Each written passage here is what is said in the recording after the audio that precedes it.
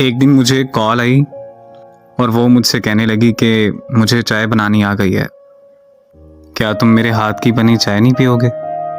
और मैं जुनून की हद तक उसे चाहने वाला उसकी बात भला कैसे टाल सकता था। 4:30 बजे मैंने ड्यूटी खत्म की और उसके शहर की जानिब चल दिया। रात 8 बजे उनके शहर पहुंचा। उस पगली ने सुबह नाश्ते में चाय और पराठे का एहतमाम किया। उस पगली को बनाना कुछ भी नहीं आता था। पराठा बनाने की कोशिश में इतने ज्यादा टुकड़े हो गए कि चूरी का गुमान होता था। खैर, महबूब के हाथ का बना था मेरे लिए तो दुनिया की सबसे लजीज चीज थी।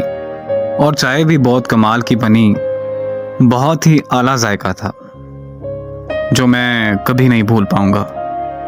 शायद सभी लड़कियों की खाने की रफ्तार बहुत कम होती है और वो इस मामले में कुछ ज्यादा ही सुस्त थी। अक्सर अपने हिस्से की चीज खत्म कर लेता है। जब उसकी बारी आती तो हम उसकी हिस्से में आई चीज को फिर से आधा आधा करके खाते थे। इस बात की उसे बहुत खुशी हुई और उसे खुशियां देना मेरी जिंदगी का मकसद बन गया। मैंने अपनी चाय खत्म कर ली। जब उसकी बारी आई तो उसे पता चला वो चाय में चीनी मिलाना ही भूल गई। अरे सॉरी, चीनी का तो मुझे याद ही नहीं रहा। तुमने इतनी मजे से फीकी चाय कैसे पी ली?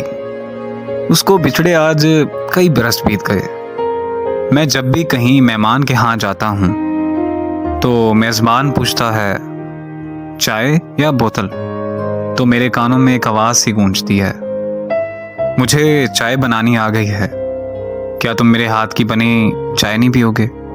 और मैं बेसाख्ता कह देता हूँ चाय बिना चीनी के। सब हैरानी से पूछते हैं बिना चीनी के क्यों? तो अब हर किसी को कौन बताए कि जब अहले मोहब्बत जिद पाल लेते हैं तो कुदरत भी साथ देती है। और मैंने उसकी चाय का जायका कायम रखने के लिए फीकी चाय पीने की जिद पाल ली थी। तो गोया किस्मत ने फिर मीठी चाय पीना नसीब ही नहीं की, बस वो चाय याद आती है।